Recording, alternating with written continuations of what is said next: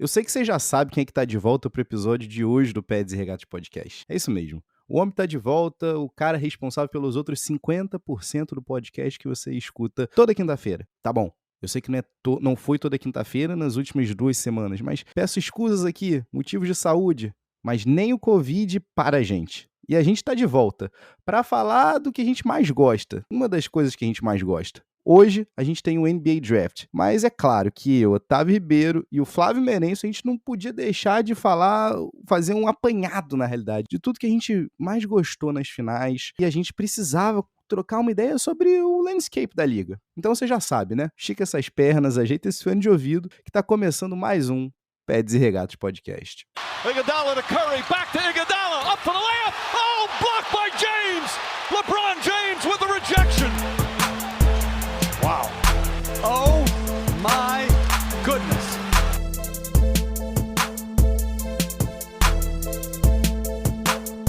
Olá, você que me escuta, seja muito bem-vindo a mais uma edição do Pads e Regatas Podcast. Meu nome é Otávio Ribeiro e eu tenho o prazer de te convidar aqui para a edição 65 com o homem. Você ouviu minha voz, você já pensou, meu Deus, ele não está presente? Ele está presente depois de passar quase um mês em Miami. Soube aqui, apurei por fontes seguras de que Pat Riley o tentou com uma vaga ali no front office do Heat. Fiquei preocupado, então eu queria te convidar, você que está ouvindo a gente aqui, para recepcionar com uma calorosa salva de palmas aí da sua casa, Flávio Merencio, que é o que eu tô fazendo exatamente aqui. Seja muito bem-vindo, irmão. Salve, salve, querido ouvinte. Tô de volta no Pads e Regatas Podcast. Vamos que vamos, muito animado pra estar de volta. Devo me preocupar se daqui a pouco você fizer uma postagem pro Alonso Morning? Que eu tô meio preocupado aqui, Flávio. Pat Riley tentou me conquistar, mas eu sabia que o Pads e Regatas era maior. Eu tinha que voltar pra vocês, então é isso que a gente fez. Maravilha, então a gente vai fazer o que a gente melhor faz aqui, que é falar abobrinha sobre o que rolou na NBA, né? Calma, você que tá aguardando, ansioso, já teremos a NFL de volta aqui no seu feed, na sua orelha. Mas antes de tudo, você já sabe aqui, a gente tem uma tradição de mandar, né, abrir os episódios com a nossa sessão Enzo de abraços calorosos, a sessão Enzo de shoutouts. Eu te pergunto aí, Flávio Merencio, pra quem é que vai o seu abraço, seu salve dessa semana, irmão? O primeiro dele sempre vai pro Enzo, nosso fã mirim. O segundo vai pro Caio Nabuco, da UERJ. Ele é torcedor do Boston Celtics, então tá meio de cabeça quente, mas tá feliz que pelo menos o time dele fez uma boa campanha e tá animado pro futuro da franquia. Então um salve pro Caio Nabuco, falou com a gente esse final de semana. Do seu lado, Tavinho, o que você tem aí? Justíssimo, irmão. Salve, salve, Caio Nabuco. Meu abraço aqui dessa semana vai pro meu amigo João Paulo Amaral, o J. Amaral, que tá fazendo comigo parte do 6º curso de jornalismo esportivo da Sérgio, Flavinho, até comentando aqui contigo. E também, assim, não também, ele é um torcedor, segundo ele, de franquias tradicionais. Não adiantou eu tentar dizer pra ele que o Warriors é uma das franquias originais da NBA, que não, ele tava ali do lado do Boston Celtics também nessa final, queria o 18º banner, não deu, mas você recebeu pelo menos aqui um abraço diretamente da edição 65 do Pads e Regatas Podcast.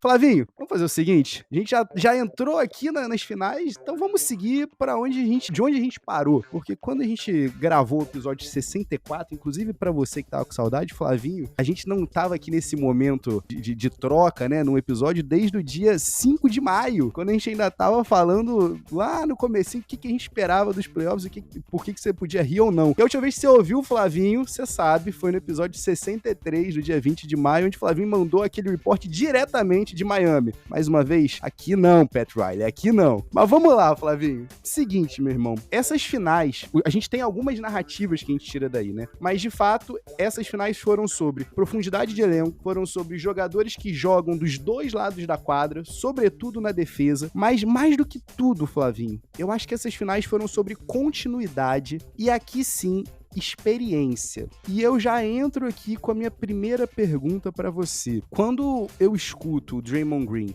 logo depois do jogo 1, falando: a gente sabe quem eles são, era o que a gente estava esperando, we'll figure it out. A gente vai dar um jeito. E por um instante eu duvidei, Flavinho. Eu achei que era pose. Mas quando você tem tantas finais, tantas séries, né, debaixo do cinto, quando você tem tantos minutos junto ali, né, em playoffs, você de fato fica com essa sensação de que, ok, a gente sabe o que a gente vai fazer. Em algum momento você duvidou disso? Você achou que tudo bem, aqueles 130 jogos de experiência que o time do Warriors tem em finais vai falar mais alto do que o Boston estava trazendo até então, que era talvez a maior fisicalidade e a melhor defesa dos playoffs até então? Então a minha primeira pergunta pra ti vai aí. Você duvidou do Warriors que nos últimos 8 anos teve em 6 finais, angariando 4 títulos, até então 3? Essa é uma pergunta bem profunda, assim, porque eu escolhi o Boston antes da série, porque eu achava que era objetivamente o melhor time. O time que eles bateram e que eu os levei a sério foi o Milwaukee Bucks, porque eu acho que mesmo com aquele time, sem o Middleton, é um time forte, foi uma prova de fogo. O fato deles estarem abaixo na série 3-2 e terem vencido os últimos 2 jogos, me deu a confiança de escolhê-los, porque eu achava que a defesa iria incomodar, o esquema defensivo iria incomodar a Steph Curry, e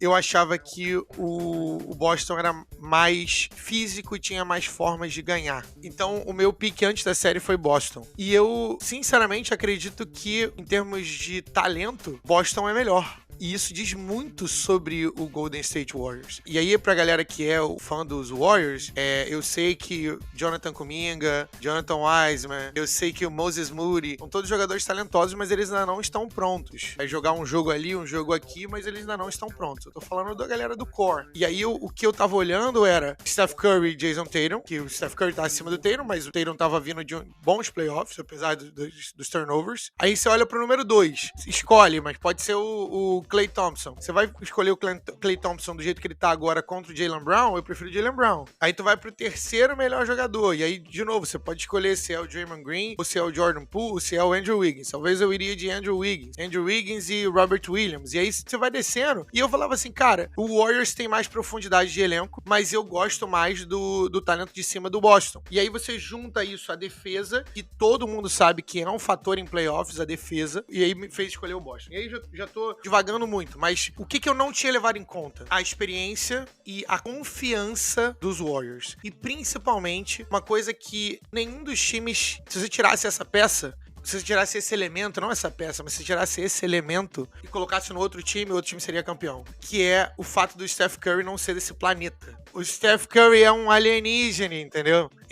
Então, assim, as pessoas se esquecem do poder que o Steph Curry tem em quadra, o poder desmoralizante que o Steph Curry tem em quadra quando ele começa a acertar bolas do meio da quadra. Porque o seu esquema defensivo pode estar postado, a sua troca pode estar perfeita, o cara pode estar na cara do Steph Curry, pode ser o Marcus Smart, que é o jogador defensivo do ano. Mas quando o Steph Curry começa a acertar 2, 3, 4, 5 bolas de 3 lá da casa da mãe Joana, não tem time que consiga ficar com a confiança lá no alto, principalmente se for um time que oscila muito como o Boston. Como o Boston tava 2-1 na série, eu falei assim, caramba, se eles fizerem 3-1 em casa, cara, a série pode acabar. Só que aí eu esqueci, eles oscilam em casa. E aí vem o jogo 4, né, do Steph Curry, que ele simplesmente mete 43 pontos e pega 10 rebotes, né, um cara de 1,90 m contra um time que fez sucesso, né, com a maior dificuldade que a gente tem hoje em dia, com 2 pivôzões ali, o Robert Williams, o Robertão, né, popularizado aqui pelo Romulo Mendonça, e o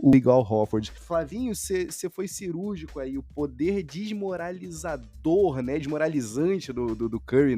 Não sei qual dos dois tá certo, mas tudo bem. Professores de português, escrevam pra gente no padsregatas@gmail.com. Eu vou perguntar, inclusive, pra minha digníssima mãe isso daí, tá? Mas nos 3 jogos em Boston, o Steph Curry marcou 31, 43 e 44 pontos. Como é que a tua torcida consegue manter aquele alto astral quando você tem justamente esse cara, talvez o menor em quadra em muitos dos momentos onde ele esteja presente, continua bombardeando você, com vezes que você pensa assim, pô, peraí, ele tava de fato enxergando a cesta quando ele puxou o gatilho para essa bola? Ele é só o Steph. Isso acaba acontecendo de fato. Flavinho, eu acho que isso aí você foi no primeiro ponto aqui que eu tinha anotado, né? de fato, o melhor jogador na série tava do lado do Warriors, mas a qualidade, né, do 3-5 é difícil você puxar. Eu acho que ninguém aqui entra no segundo ponto que eu queria comentar contigo. Eu queria falar do Tatum, mas antes de a gente falar do outro lado, vamos falar de quem terminou vencedor. Em algum momento, a gente realmente acreditava que, ao final desses playoffs, a gente ia ter o Andrew Wiggins como o segundo melhor jogador, porque eu te faço a seguinte pergunta. À medida que os jogos iam passando, a sensação que eu tive é que o Andrew Wiggins foi elevando o jogo dele, não só ele, mas também o Klay Thompson, principalmente no lado, no aspecto defensivo do jogo, porque estou muito mal, foi 5 de 20, se não me engano, no jogo 6, né, inclusive pra manchar um pouquinho aquele histórico dele em jogo 6, mas a pergunta que eu te faço é a seguinte: Andrew Wiggins tá enfim redimido? A gente pode dizer isso?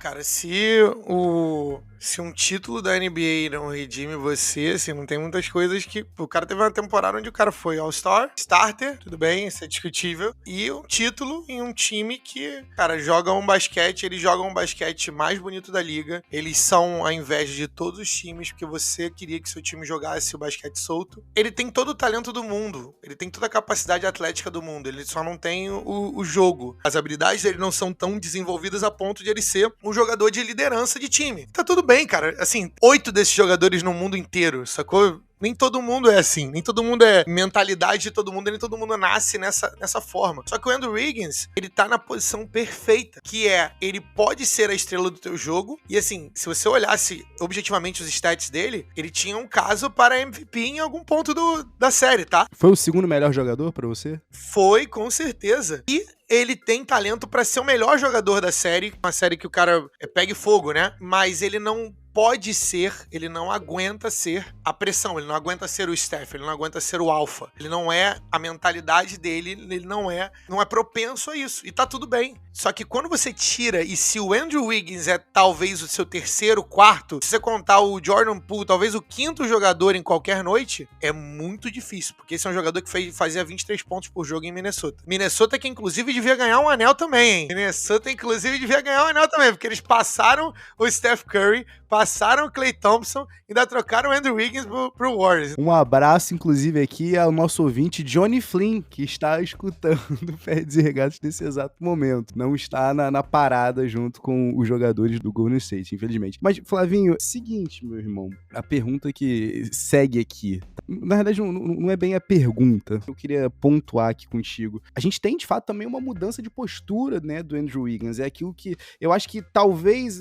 essa vitória do Warriors também seja um indicativo para, claro, a organização que você tá é super importante, é fundamental. Você tem aquele cara que lá em Minnesota nunca tinha nenhuma uma postura um pouco mais agressiva. Eu não imaginaria o Andrew Wiggins chegando, por exemplo, num Grant Williams e dando um tranco nele quando o Grant Williams tenta, né, dar aquele bumpzinho pra falar, sai daqui, vou montar aqui um bloqueio. Então, assim, é fundamental esse contexto, é fundamental os caras que estão te cercando. E aí, vamos falar aqui, então, do segundo cara que eu queria saber de você, se você também concorda, se você acha que, de fato, cresceu ao longo da série, que é o Klay Thompson. E eu queria saber de você se você ficou mais feliz por Klay Thompson ou por Steph Curry, porque o Steph foi o Finals MVP, o Steph finalmente, né, teve o amor que ele deveria ter recebido lá em 2015, mas, Flavinho, Klay talvez seja o jogador mais adorável de toda essa dinastia do Warriors. E quando você para pra pensar que ele ficou quase 1000 dias sem poder pisar numa quadra de basquete, eu tava ouvindo o podcast do Zach Lowe com o Steve Kerr e ele comenta alguns momentos, né, dessa jornada de reabilitação do Klay. Ele fala que em vários momentos o Klay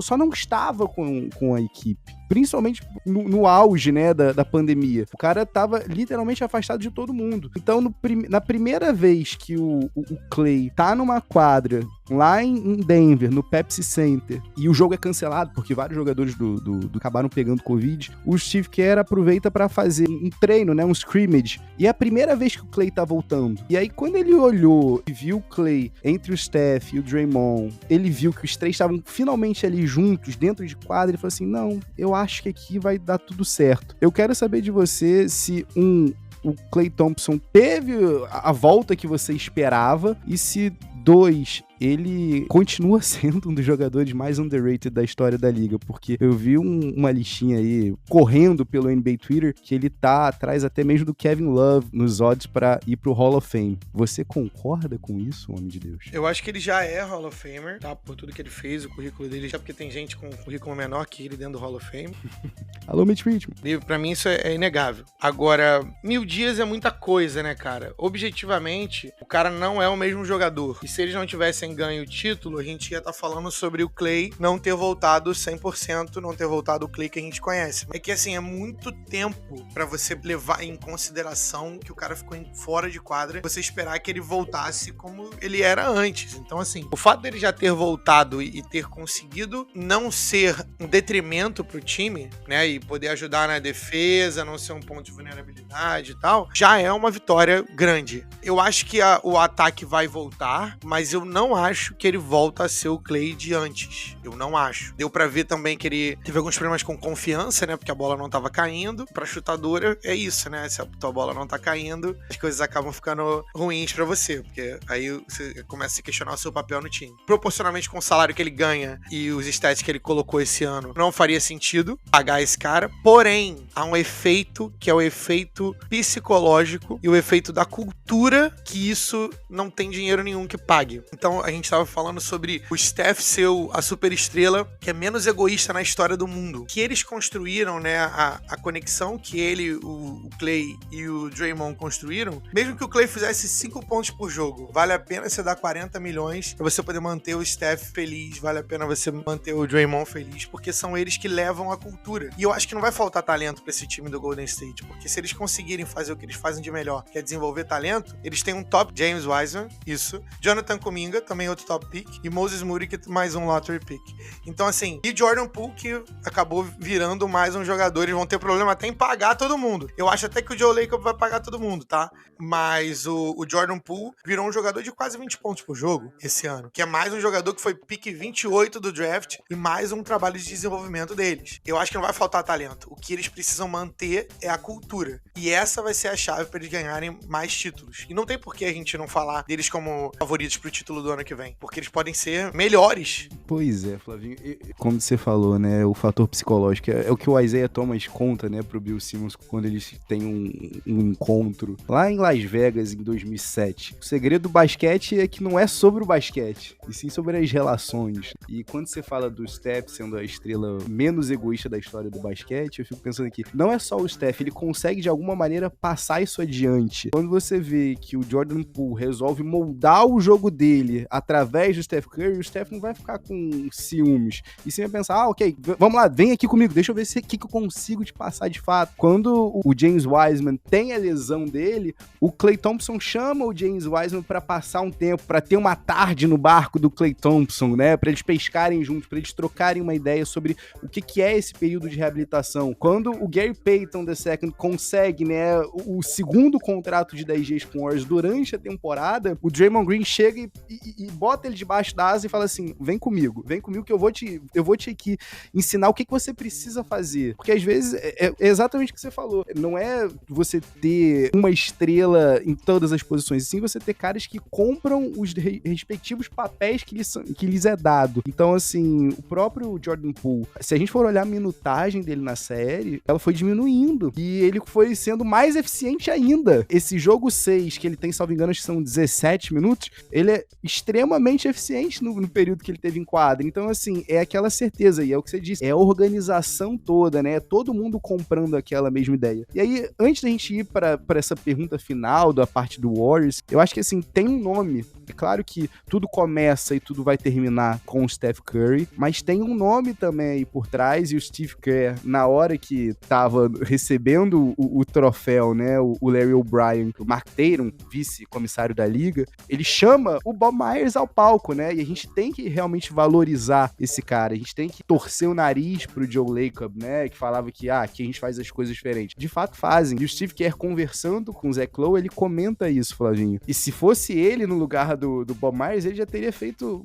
M muito tempo antes, porque o Bob Myers, quando ele faz a troca, né, do Iguodala, depois daquela temporada de 2019, que o Warriors tem o pior recorde da liga, quando ele faz aquela troca, o Steve Kerr fala, por mim eu não faria. Perdão, desculpa, no último ano do Kevin Durant. Por mim, eu não faria, porque aquele cara significa muito mais pra gente da organização, por tudo que ele tá dando em quadra. Mas é só graças àquela troca que o Warriors consegue uma flexibilidade pra conseguir fazer uma sign and trade do Kevin Durant pelo D'Angelo Russell, e só com D'Angelo Russell que rola de fato a troca, D'Angelo Russell por Andrew Wiggins, mais uma pick que venha se tornar o Jonathan Kuminga, ou é o Moses Moody? O Kuminga? Não sei, um dos dois, não vem ao caso aqui. Tem de fato um planejamento por trás. E aí, Flavinho, eu te faço a seguinte pergunta: você realmente acredita no Warriors como um contender? Porque ano que vem, tá engraçado a gente falar isso, né? Mas o Clippers volta à força total. A gente tem aí um ano da galerinha lá em Memphis mais velha. O Ja Morant, inclusive, tá louco pra pegar o Warriors, né? Eu quero saber de você. O que te faz acreditar que o Warriors vai conseguir deixar pra trás toda essa dificuldade em renovar com esses caras? Porque Kevin Looney, o próprio Jordan Poole, né? Tem agora uma agência livre restrita. O Gary Payton II tá aí com um contrato expirante. O Otto Porter Jr. Você acredita que ainda assim o Warriors vai conseguir uma quarta iteração e voltar a disputar o título na próxima temporada? O Steph Curry vai mudar de endereço, não? Esse é o ponto, cara. Então, pra mim, os caras não vão parar de jogar, entendeu? É mais um ano de Clay se recuperando, mais uma off-season pro Clay, talvez volte, sei lá, 10, 15% melhor. Draymond Green é Draymond Green, ele é o espírito defensivo, mas ele já não joga no ataque tem uns 25 anos. Apesar de que teve uma certa um momento de renascença aí no jogo 6, que puxando a transição, derrubando mais bolas, nada como confiança, né? Eu gosto quando ele faz essa transição, que ele fica muito empolgado quando ele faz isso. Ele chuta 6 bolas, não acerta nenhuma. Quando ele acerta a 7ª, ele fala com o banco, bate no peito, bota 3 e não sei o quê. Enfim, o Draymond Green é um caso à parte. Ou você gosta ou você não gosta. Mas tem que respeitar o cara, porque o cara fez a carreira dele de forma diferente do que as pessoas fazem. Mas é engraçado pensar que o Draymond Green já foi um jogador de 13 pontos por jogo, matando bola de 3 e tal. E o jogo dele só deteriorou, mas a parte defensiva, como líder espiritual, guru espiritual, ele faz muita diferença. A imposição é necessária, né? O segundo quarto do Warriors, inclusive, nesse jogo final, que é um belo retrato de maneiras como você impacta o jogo sem, de fato, estar impactando, né, no ataque. Muitas das coisas que ele faz não aparecem, né, no stat. Mas aí, isso é só a primeira parte, né? E aí a gente ainda tem o Andrew Wiggins com mais confiança, Jordan Poole seguindo na evolução dele, e você tem 3 rookies. Isso eu nem falei do bench, eu nem falei de Gary Payton, nem falei de Otto Porter, que talvez sejam jogadores que vão ganhar mais dinheiro em outro lugar, e tá tudo bem. Mas você tem a evolução do James Wiseman, finalmente a gente vendo o James Wiseman em quadra, Jonathan Kuminga, que veio mais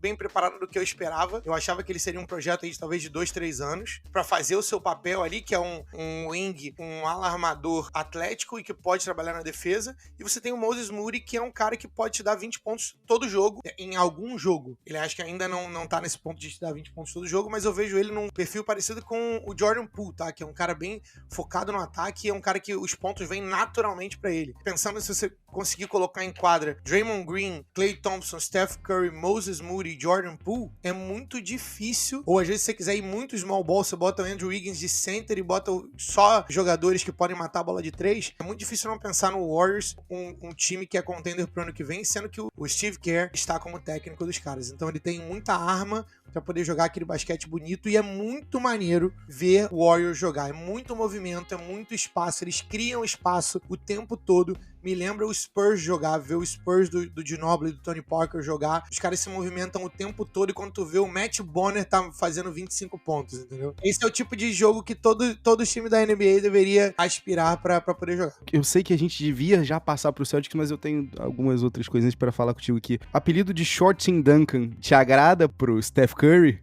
É como o Steve Kerr tem chamado ele. Cara, sempre que você se compara com o all-time great, né? É muito difícil você não gostar. Mas é que eu acho que o Steph Curry é maior que o Tim Duncan. Pode ser hot take, mas é tanto em significância pro jogo e também como jogador. Eu acho que o Steph Curry é maior do que o Tim Duncan.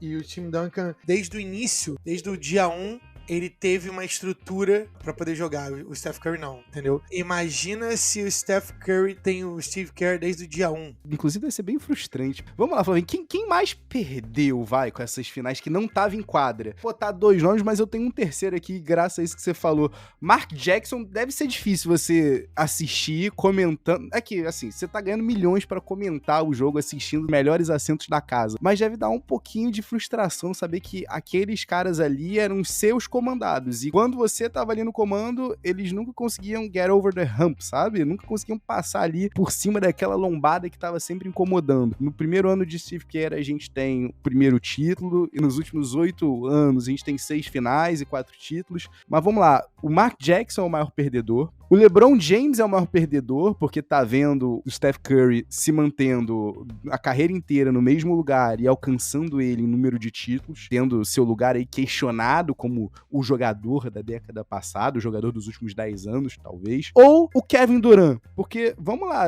Flavinho, o Warriors tá mostrando que a versão com o Kevin Durant era a versão do Megazord, versão final, mas na primeira iteração com Harrison Barnes deu certo, deu título. Na segunda foram 2, mas agora com Andrew Wiggins também deu título. Quem é que sai mais derrotado dessas finais sem ter pisado em quadra? Boa pergunta. O time do Mark Jackson não era ruim. A galera esquece às vezes disso, né? A galera acha que o time com o Mark Jackson era ruim. Não, mas o Mark Jackson já era um time que era de calibre de playoff. Só que o Steve Kerr, e talvez pela progressão natural dos jogadores também, acabou sendo dando aquele boom, né? Então não acho que ele seja o maior perdedor, não, e nem o LeBron. Eu acho que o LeBron não precisa provar mais nada pra ninguém. Que o Warriors fez agora em termos de ir a finais em anos consecutivos, o LeBron fez o 9 em 10 anos. Então, eu tava até conversando isso com o meu parceiro Erg Mariano Celino. Grande abraço também, um abraço efusivo. A gente tava conversando se o Warriors era uma dinastia ou não. Mas se foi isso, o LeBron também é uma dinastia, entendeu? Porque a diferença é que o LeBron ficou pulando de lugar pra lugar. Eu não considero o Warriors uma dinastia porque justamente por causa do Durant, entendeu? E ali eles perderam o meu respeito. E eu acho que é um outro time, sacou? Eu acho que é uma outra parada. E aí o argumento dele é por causa do core, porque o Draymond, o Clay e o Steph estavam lá o tempo todo. Só que é diferente você colocar jogadores pra baixo, né? Jogadores abaixo desses 3, ou você pegar o segundo melhor jogador da liga e colocar dentro de um time que foi campeão no outro ano. É meter o Omatic no Brasfoot, essa referência é só pra quem é velho. Mas enfim, voltando à sua pergunta, eu acho que quem perde mais é o Kevin Durant, cara. Eu tenho mudado a minha relação com o Kevin Durant, eu não gostava firme dele, mas eu tenho respeitado cada vez mais o Kevin Durant, porque ele simplesmente decidiu que ele vai ser quem ele é, ele não vai ficar fazendo papel de fachada pra ninguém, e eu gosto muito de autenticidade, sacou? Só que eu imagino que agora ele já deve ter entendido que ele tomou uma decisão incorreta quando ele foi se abraçar com o Kyrie Irving. Não necessariamente sair do Warriors, porque eu acho que sair do Warriors, ele é um cara que escuta tudo que as pessoas falam, então ele achava que se ele não ganhar um título com ele sendo o cara, apesar de ele ser o cara, o maioral no Golden State Warriors, mas se ele não for a pessoa ou alfa, eu acho que ele acha que ele nunca vai ser respeitado. Só que ele não precisava ter escolhido o Kyrie Irving, entendeu? Não precisava ter escolhido o James Harden. Um cara tem problema de condicionamento, o outro cara tem problema de ser só maluco mesmo, entendeu? Então é imprevisível. E aí você amarrou o teu bode e você saiu da melhor cultura da liga, com o Steph Curry, que ele era o maior nome da franquia, mas abriu espaço pra você ser o melhor jogador, que objetivamente você é o melhor jogador do que ele, pra que o time pudesse ganhar 2, 3 títulos. 2 títulos, mas ganharia 3 se não tivesse machucado. Eu acho que quem perde mais é o Kevin Durant. E esse é o título mais importante, se não dinastia, dessa run histórica do Warriors. Esse quarto é o título mais forte pra você? Deu pra ver que esse é o título que mais impactou eles. De forma geral, nos playoffs desse ano, não acho que tinha nenhum time que era bicho-papão. Isso é raro de você ver. Geralmente tem algum time que tá, tipo, muito overpower. Eu acho que talvez o único time que talvez tivesse esse feeling fosse o Phoenix Suns. Ou, se tivesse com o Middleton, o Milwaukee Bucks. Então, se o Warriors ganhasse do Bucks, eu ficaria muito mais impressionado com esse título do que eles ganharem do Boston, que ganhou do Milwaukee, que tava meio capenga. Mal das pernas, vamos dizer assim. Ponto pra mim de ser mais importante, pra mim não tem como não dizer que é o título de 15-16, né? Foi o melhor basquete que eu já vi sendo jogado. Da minha vida, o melhor basquete que eu já vi sendo jogado, por quê? O Warriors do Durant jogava muito também. As coisas eram muito fáceis. As vitórias vinham muito fáceis. Mas o o basquete daquele time do Warriors era jogado com leveza. Era o Steph Curry no seu auge, pra mim. Era o Steph Curry acertando 9 de 10 bolas de 3. Klay Thompson no auge. Draymond Green no auge, que pra mim era aquele Draymond Green, era o Draymond Green do auge. E era algo novo, era algo que a gente nunca tinha visto no basquete. Então dá pra você fazer um paralelo de que o basquete mudou ali, ou começou a mudar ali, por causa daquele time. Então, pra mim, aquele time aquele título é o mais importante.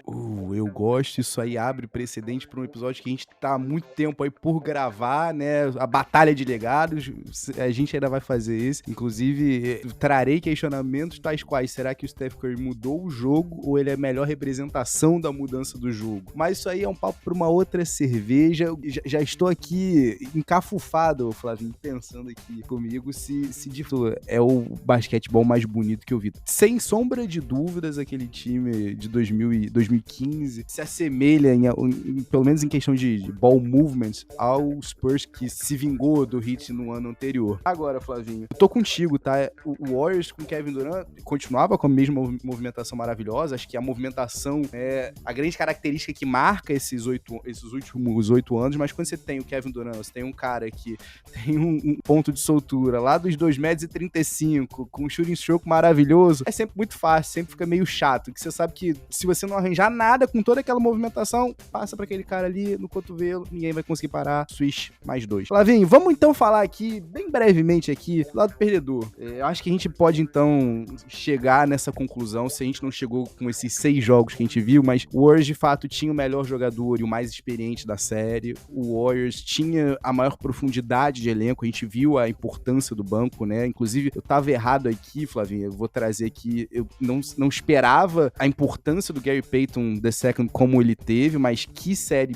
maravilhosa do jogo 2 pra frente. A gente pode confirmar aqui que à medida que o Wiggins e o próprio Klay foram melhorando, né, à medida que os jogos iam passando, a gente não teve uma contraparte do Celtics. E eu quero te fazer a pergunta central aqui sobre os caras que não tem como a gente não falar dele. Jason Tatum, novo demais ou machucado de fato? Porque nos últimos 3 quartos, né? Nos últimos 3 quartos, o Jason Tatum chutou 14 bolas pra converter só 3. Foram mais turnovers do que rebotes. O cara entrou nos playoffs com 77 turnovers e terminou com um recorde de mais de 100. Eu queria saber de você o que aconteceu, porque de fato ele tava fugindo do contato, tava infiltrando muito pouco e tava sem idas pra linha de bonificação. O que pegou, Flavinho? Porque a gente sempre fala, mas o cara só tem 24 anos.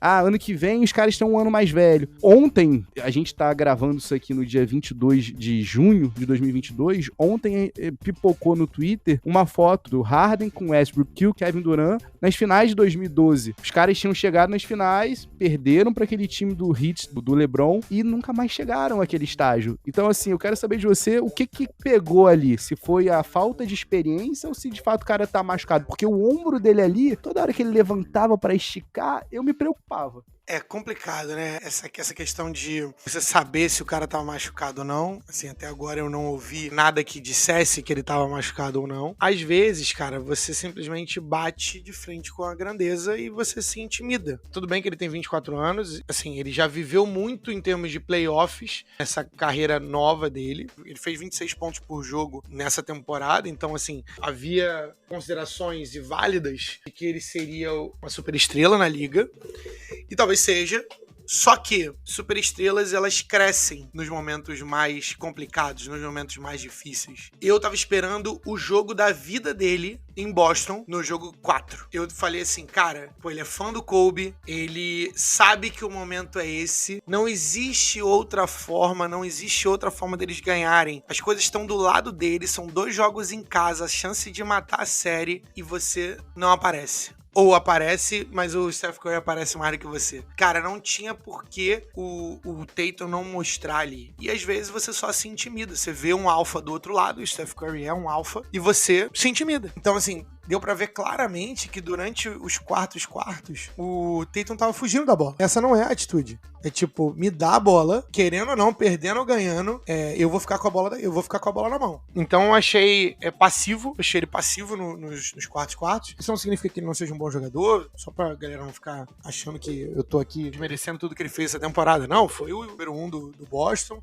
Talvez ele tá começando agora a bater na portinha, abrir a portinha do prime dele, o que é ridículo, porque o cara tem 24 anos, mas talvez esse seja o tipo de coisa que ele precisa passar, cara, pra poder amadurecer e pra poder criar a raiva o suficiente pra que na próxima vez que ele esteja nessa situação, se é que ele vai conseguir estar nessa situação novamente, ele não deixe a oportunidade de passar. Então, eu acho que foi isso. Eu achei passivo e acho que ele bateu de frente com a grandeza que é Steph Curry e ficou intimidado. Pois é, pra gente até, inclusive, dar uma colher de chá pro Jason Tatum, Flavinho, tava dando uma olhada aí que a história mostra pra gente que nenhuma estrela quase foi capaz de ganhar antes dos 27. Vamos tirar aqui aquelas aberrações de Magic Johnson, Larry Bird e Bill Russell da vida, mas vamos lá. Só pra contextualizar, esses caras que ganharam cedo, eles já foram draftados para times que tinham todo mundo. Exato. Assim, o Giannis, inclusive, talvez seja a exceção, campeão na temporada passada com 26 anos, né, construindo ele o próprio núcleo, mas LeBron James e Steph Curry só ganharam o primeiro aos 27. Shaq, Michael Jordan, Kevin Durant aos 28, o Wilt aos 30, o Hakim aos 31, o KD e o Dirk aos 32. Então, assim,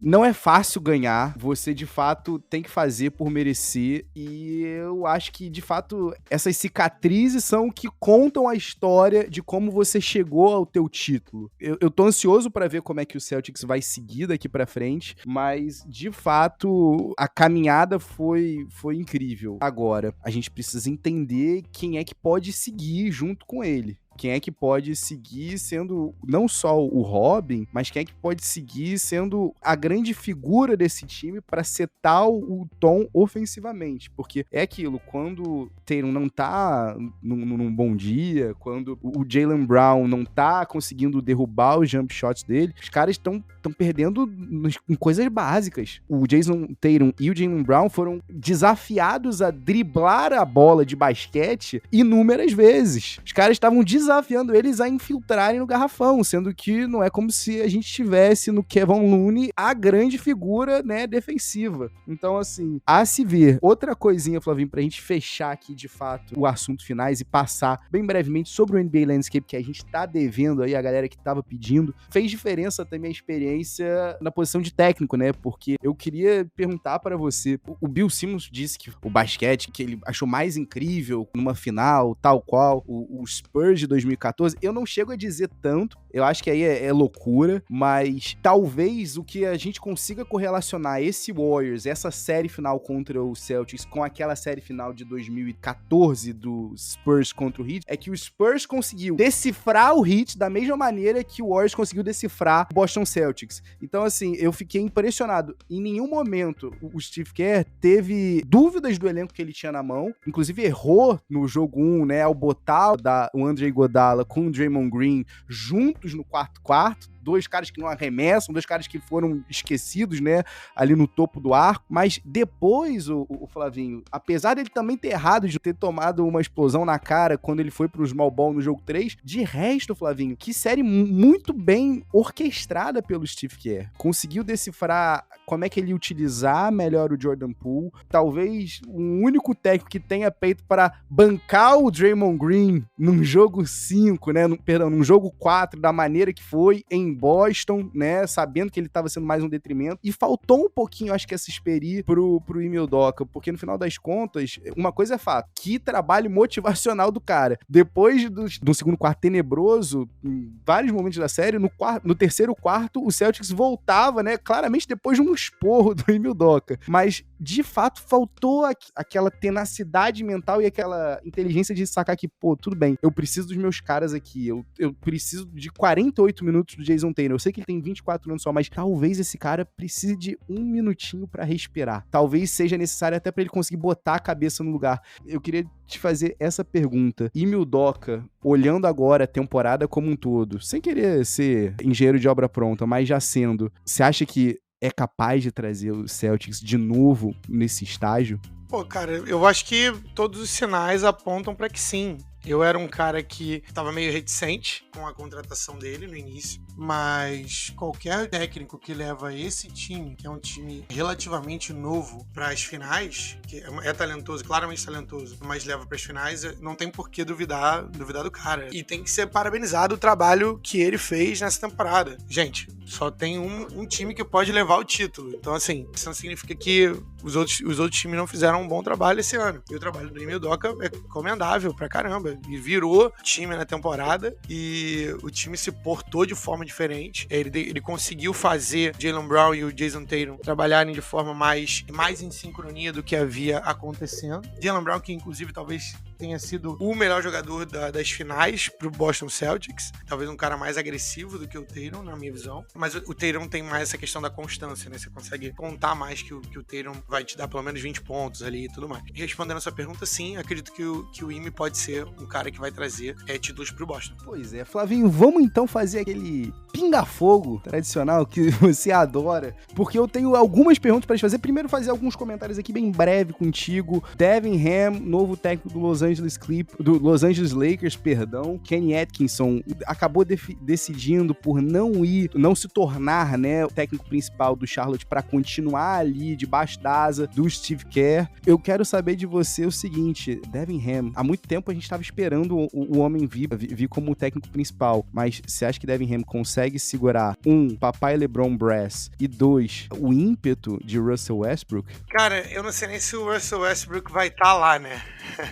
Mas assim, todo mundo comemorou muito a contratação do Darvin Ham. Porque é um técnico de origem afrodescendente. 2, porque ele é muito respeitado. 3, porque ele já merece essa posição há muito tempo. Então todo mundo que fala sobre isso fala que ele já merece ser técnico há muito tempo. Ele foi um ex-jogador. Inclusive, pra quem não viu, a jogada mais famosa dele é ele fazendo uma enterrada e quebrando a cesta. Vale procurar no YouTube. Ele me dá impressões e vibes de Tyronn Lue. Lembra? Quando o Tyronn Lue veio pra ser coach do LeBron, é um técnico que talvez o LeBron respeite mais pelo fato de já ter jogado e também pelo fato de ele ser da galera, entendeu? E acho que também vai deixar o LeBron ter o espaço dele, que é algo que o LeBron adora. Então, como não é um técnico igual o Rick Carlisle, que já é um nome que o cara não precisa respeitar a superestrela, eu acho que funciona pro LeBron. Mas sobre o Russell Westbrook é impossível, a gente não sabe se o Russell Westbrook vai estar lá. Mas qualquer pessoa que fala que vai consertar o Russell Westbrook já tá mentindo aí. Desesperador devia ser pro Devin Ham tá lá na coletiva dele de primeiro emprego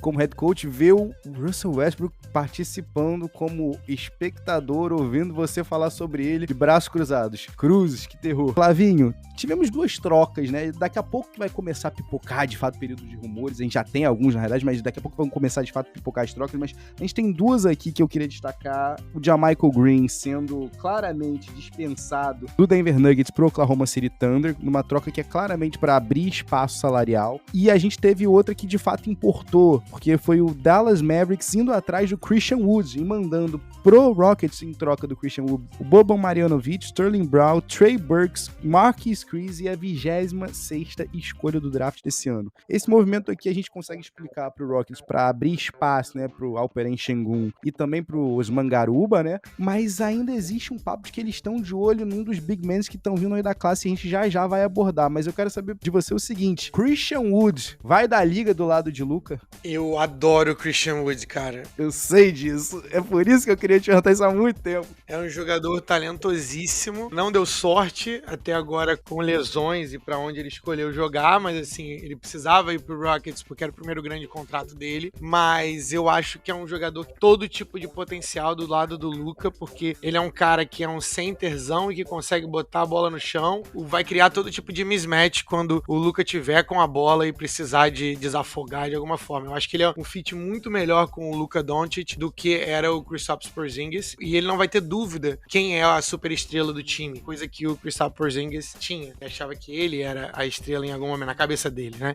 Pro Rockets é isso, eles querem picks e eles querem contratos que eles podem se livrar, e pro Dallas eu acho que foi um trabalho de scout dentro da liga, um dos melhores que eu já vi em muito tempo, em termos de fit com o jogador. Eu ainda acho que falta um ala armador, o número 3, de qualidade que possa defender e matar bolas. mais constância, porque hoje em dia estavam dependendo de Luka, Jalen Brunson e Spencer Dinwiddie, que são jogadores que, fora o Luka, que são jogadores que oscilam bastante. Agora você tem uma presença defensiva. Se fosse o Dallas, eu só ficaria de olho com relação a load management, porque o Christian Wood não aguenta jogar os 82 jogos, isso já foi provado. Eu tenho aqui uma outra pergunta sobre o outro jogador que você adora aqui, tá? O Christian Wood é o primeiro, mas o segundo que eu sei que você adora é o nosso querido João Paredes, John Wall. Flavinho, o homem ficou afastado. Eu quero saber o seguinte, eu posso acreditar John Wall terá uma sobrevida assim como Al Horford teve, porque o homem ficou um ano aí afastado, né? Teve aí, recebeu aquelas férias premiadas, vamos dizer assim. 47 milhões, só isso. Só isso. Mas eu vou te fazer uma pergunta, Flavinho. Será que ele não tem ainda um valorzinho, não? Porque Fresh Legs é real. E o homem tá pulando muito. Eu não sei se você chegou a dar uma olhadinha no Instagram, nas redes sociais de John Wall, mas foi o melhor distribuidor que alguns torcedores do Wizards viram por um bom tempo ali na franquia. Tá ainda pra acreditar? Cara, eu não entendo o argumento de que as pessoas acham que os jogadores de basquete esquecem de jogar basquete, entendeu? Assim, a última vez que a gente viu o John Wall no Rockets, ok, não era um time bom do Rockets, mas o John Wall era 20 pontos por jogo, 5, quase 6 assistências por jogo e 42% de quadra. Então assim, você vai me falar que um time de playoff não consegue aproveitar um jogador assim? O John Wall, no mínimo, ele consegue te dar segurança na posição de armador. Então, no mínimo, ele vai conseguir distribuir a bola. Não, ele não vai ser o John Wall do Wizards. Não, ele não vai ser o jogador mais rápido da liga, porque é impossível. O cara tem 32 anos, voltando de uma cirurgia de Aquiles e ficou um ano parado. Não parado, né? Porque esses caras nunca param de treinar, mas assim, ele tava treinando, inclusive, isso poucas pessoas sabem. Ele tava treinando com o Rockets, ele só não jogava. Foi o acordo que ele fez com o Rockets. O tratamento horror. Eu não entendo porque as pessoas acham que um cara da NBA que foi jogador de alto nível, o cara não pode ser um jogador top 100 e não pode ajudar um contender. Assim, eu acho que o que vai acontecer é, agora, o contrato dele é muito mais atrativo, porque ele tá no último ano de contrato, então, se você for pensar de um time que quer livrar uma grande quantidade de salário no ano que vem, pegar um salário de 47 milhões é muito grande, e você vai poder oferecer qualquer contrato pra qualquer pessoa no ano que vem, e se você quiser o contrato dele, ou se não, o próprio Rockets pode chegar e fazer um buyout com o John Wall e botar ele na agência livre, e aí você pode ter certeza que vai ter 25 times atrás do John Wall. É isso. Antes da gente passar umas perguntinhas bem curtinhas aqui sobre draft, eu queria só saber de você, eu quero saber a sua reação, eu quero olhar pra sua cara enquanto eu solto a seguinte frase que Mark Stein disse: Bradley Beal quer ser o Dirk Nowitzki do Wizards. Cara, aí não dá. Isso claramente é uma... Apesar de eu, como dono dele no Fantasy, minha liga de Fantasy, querer que ele fique no Wizards, que é melhor pra mim que ele fique, mas não dá pra você se comparar com o Dirk Nowitzki até tu ganhar alguma coisa, tá ligado? Sim, Bradley Beal é muito bom, gosto de Bradley Beal. Tenho minhas dúvidas se ele consegue ser o alfa, tenho minhas dúvidas se ele consegue ser o A do time, a opção principal do time. Ele fez uma temporada de 30 pontos por jogo, beleza, mas depois fez uma temporada de 23 pontos por jogo, numa temporada onde ele claramente estava tirando o pé da gasolina. Isso claramente é uma armadilha, um artefato para que o Wizards dê muito dinheiro para ele, o que provavelmente vai acontecer, porque senão, a menos que ele peça para ser errado, o Wizards vai jogar quase 50 milhões na mão desse rapaz, mas eu não acredito que ele é o Dirk Nowitzki do Wizards, porque eu não acho que ele é o alfa. Então assim, gosto muito do jogo dele, mas acho que ele é o número 2 num time excelente. É isso que eu acho. No dia que esse podcast aqui vai ao ar, Flavinho, é a data também do NBA Draft. Eu sei que você tava em terras norte-americanas, estadunidenses, também fazendo um trabalho de scout, mas eu quero saber de você o seguinte: essa classe que tá vindo aí, né, de fato é uma classe de 3 nomes, ou a gente tem de fato um quarto nome aí pra fechar a categoria número 1? E aí, pra quem não tá ligado nos mocks, pra quem não tá ligado, né, nos draft boards, o Sam Vecini tá mencionando, Sam Vecini hoje do The Athletic, menciona Jabari Smith, Pat Holmgren, Paolo Banchero como os 3 primeiros, e o Jaden Ivey tá ali, ó, a um pescocinho dos 3. Você concorda com essa frase ou não? E a segunda pergunta que eu faço pra você é, desses 3 nomes, qual é o teu favorito? Ou, se você quiser, menciona o Ive como teu favorito, tá? Fica à vontade. Cara, há um argumento, tudo bem que é mais lado B da fita dos draft scouts, de que esse é possivelmente um draft com 5 nomes, por causa do Shadon Sharp. Shadon Sharp é um cara de Kentucky, não jogou muito, teve alguns problemas, mas a fita dele do high school e a capacidade atlética dele, dizem que ele pode ser a quinta e talvez o jogador, o segundo, terceiro melhor jogador desse draft quando tudo tiver terminado. Porém, é um pique muito mais difícil de você fazer, mas tem alguns draft scouts que tem ele na posição 3 ou na posição 4 desse draft. Minha visão, eu acho que é um draft de 4 jogadores. Eu incluo o Jaden Ivey e o Shadon Sharp tá logo ali na quinta posição. O Shadon Sharp, ele é o Frank Ntilikina desse draft. A gente sabe pouco sobre ele. Ele pode ser muito bom. E o Frank Ntilikina pré-draft, era um cara 6'6", era um cara que era muito forte, estava pronto defensivamente, o jogo ofensivo em desenvolvimento, e era um dos caras mais novos do draft, então assim, fazia sentido, ele teria potencial, hoje em dia a gente sabe que não teve, mas é isso. Pra até ilustrar aqui o que o Flavinho tá falando, o Shadon Sharp tem 1,98m com uma envergadura de 2,13m. Uma besta enjaulada, o menino Shadon Sharp. Mas, por que eu acredito que o Jaden Ivey, o quarto cara desse draft? Porque eu tenho olhos. Quando eu coloco a tape do Jaden Ivey, é o first step mais letal desse draft. O que é o first step, galera? É quando você tá na frente de um marcador e o cara tá de costas, o cara tá mais perto da cesta do que você, e você passa pelo cara na pura velocidade. É um kick de bola e o Jaden Ivey tá na cesta. A explosão atlética de Jaden Ivey me diz que ele pode se tornar um dos jogadores mais explosivos da liga se ele se desenvolver assim. Agora, tem algumas coisas que vão contra ele. Ele não era o número 1 do time dele. Existem questões ali com ele com relação ao jump shot, a capacidade dele ser mais do que só um cara que infiltra, mas eu gosto muito, justamente porque eu gosto de jogadores que tenham uma capacidade atlética boa, com o first step, com a handle muito boa. Gosto do Jaden Ivey porque ele não tem medo nenhum de você, e eu gosto de apostar em jogadores assim. Mas vamos lá, vamos falar dos outros 3. Bem, se a gente for falar de jogador com maior potencial, é claramente Chet Holmgren. Ele é o jogador fenômeno desde do high school há muito tempo, porque ele é um cara que tem a altura de center, consegue bater a bola no chão como um armador, tem visão de jogo para passe e tem o touch, tem o toque de fora para poder acertar as bolas de longa distância. Então, quando você tem esses checkbox que quase ninguém tem, claramente você tem o maior potencial do draft. Porém, ele é muito franzino. É muito difícil você colocar esse cara pra jogar de ala armador, porque você vai ter pessoas que são mais fortes ou talvez mais rápidas. E você colocando esse cara de center, imagina você colocar esse cara, o Chet Holmgren, que é talvez mais magro que o Brandon Ingram e o Kevin Durant quando entraram na liga. Se você não lembra, bota no YouTube. Só que ele é mais alto que os dois. Então fica mais claro ainda, né? Fica mais em evidência. Você vai colocar um cara desse pra poder disputar a bola com o Al Horford, com o Robert Williams, com o Kevon Looney, que os caras são mais parrudos do que ele. Já veio o McGee, o cara vai totalmente overpower o cara igual o Chet Holmgren. A gente tá falando de um cara de 2,13m com 2,31m de envergadura. Ele é um shot blocker natural. O melhor cenário pra ele é ele ser um unicórnio, algo que a gente nunca viu, talvez algo mais parecido com o Kristaps Porzingis, só que melhor. E acho que o pior cenário pra ele é ser um Kevin Olynyk, um jogador que acerta a bola de fora da quadra. De fora da quadra é ótimo, né? De fora dos 3 pontos, mas que consegue contribuir pro seu time em múltiplas áreas. Se a gente tivesse que jogar em porcentagens, você acha que tá pendendo pra qual lado mais? Ele é bom o suficiente pra arranjar um jeito de ser efetivo na liga. Talvez se eu tivesse que projetar a pontuação dele, eu acho que ele é um cara que, né, quando tiver maduro, é um cara de 18 pontos, 9, 10 rebotes por jogo e 2, 3 blocks. O que é um bom jogador na liga. Mas eu tenho minhas dúvidas se ele tem super estrela. E quando você tá falando do primeiro pick do draft, você tá querendo uma super estrela. Então ele é o maior home run swing, ele é a maior potencial e talvez é o maior boom or bust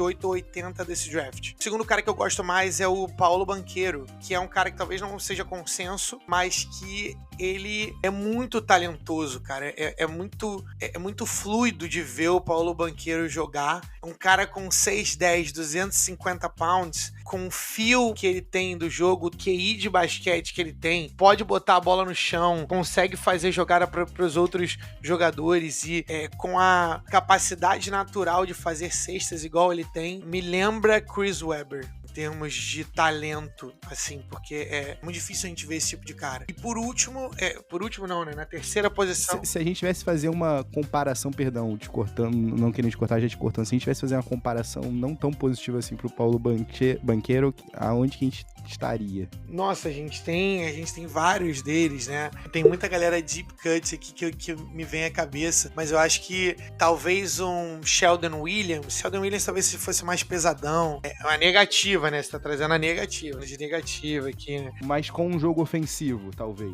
Com um jogo ofensivo. Ele é bem mais talentoso que Sheldon Williams, mas como é que tinha um cara no Charlotte Hornets? Um dos irmãos Zeller? Não. Cara, os irmãos Zeller, a galera esquece, né? Mas eles eram monstros na liga, né? Eles eram monstros no basquete.